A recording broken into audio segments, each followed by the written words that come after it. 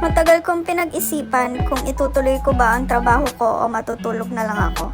At bandang huli, ang nagwagi ay i-prepare itong mga order na ipapaship bukas.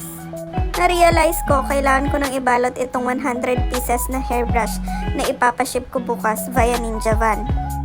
Buti na lang yung kasama ng order na to na 100 pieces na jewelry box ay nabalot ko na at nakabox na. Etong mga brush na lang ang idadagdag ko sa package. Ang nag-order ng mga hairbrush at jewelry boxes na ito ay hindi naman namin kilala.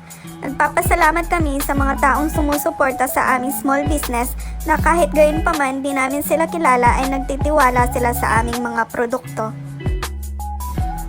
Ito nga pala yung mga jewelry boxes na nabalot ko na at ito naman yung mga kailangan ko pang ibalot na hairbrush. Inaantok na ako sa oras na to pero nakuha ko pang mag-vlog.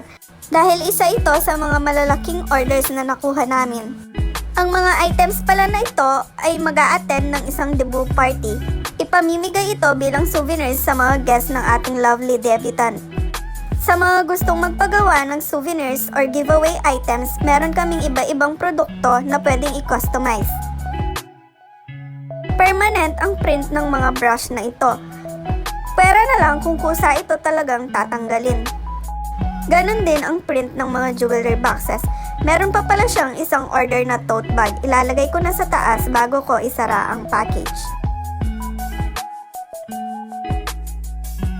Linagyan ko ng bubble wrap ang taas ng package bago ito lagyan ng cover.